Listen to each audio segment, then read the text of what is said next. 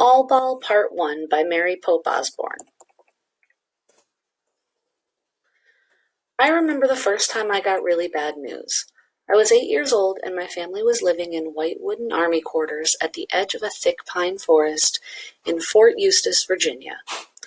All my life we had lived on military posts and I loved them.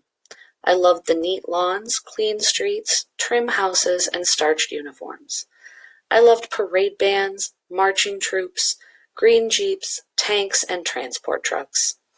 I loved having military police at the entrance gate.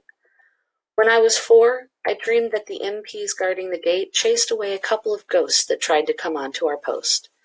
It is one of the most vivid dreams I've ever had, and to this day it makes me feel good to remember it. Living on an army post in those days was so safe that in all the early summers of our lives, the children of our family were let out each morning like dandelions to the wind.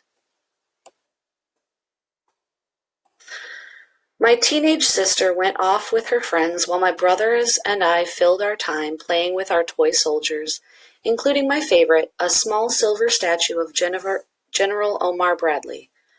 We played maneuvers by carrying large cardboard boxes around the parade field, stopping every 100 yards to bivouac by making grass beds and napping inside our boxes. At 5 o'clock, when the bugle played and the flag was lowered, we went home. Our return was often punctuated by the joyous sight of our dad stepping out of a chauffeured military car, his arms raised to embrace us. But one spring night when I was 8, bad news changed everything. I remember my dad was helping me prepare my bath.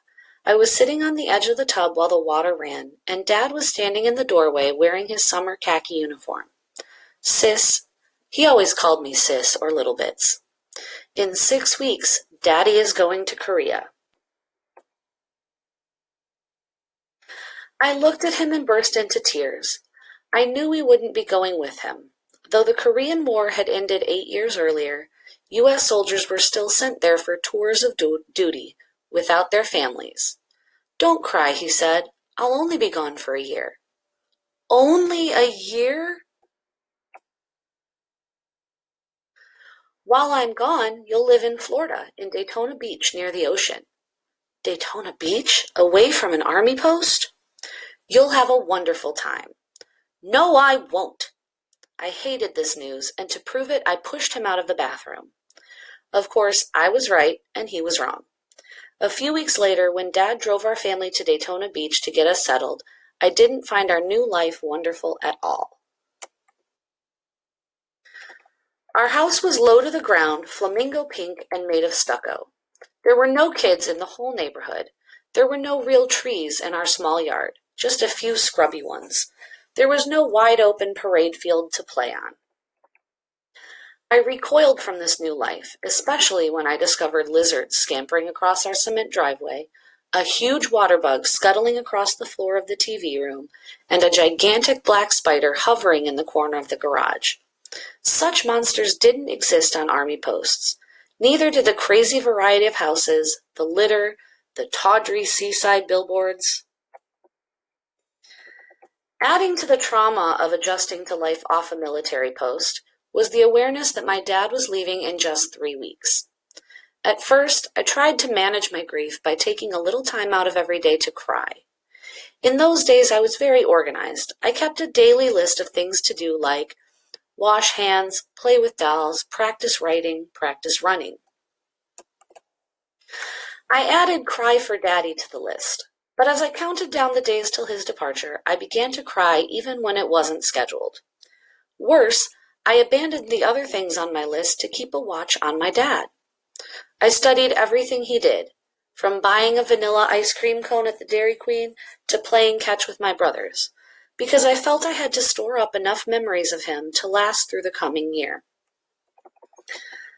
The pressure became unbearable and soon forced me into the strangest relationship of my life. Just thinking about this relationship now can bring tears to my eyes. Was it with a wonderful girl, boy, grown-up, dog, cat, parakeet? No. It was with a ball. About 2 weeks before Dad left, He took my brothers and me to a Rose's 5 and dime store. He gave us 50 cents each to buy whatever we wanted. This is the most precious 50 cents I will ever spend, I thought. Slowly, I wandered the rows of comics, coloring books, plastic dolls, and bags of candy, looking for an object worthy of the last 50 cents my father gave me before he went to Korea. When I came to the ball section, I saw, amidst a variety of balls, a truly unique specimen, a nubby rubber ball, bigger than a softball and smaller than a kickball. It was made up of swirling pastel colors, pink, blue, green. I picked up the ball and bounced it. It was the best bouncing ball I'd ever encountered. Barely did it touch the wooden floor before it sprang back into my hands. The ball felt friendly, spunky, and vibrant.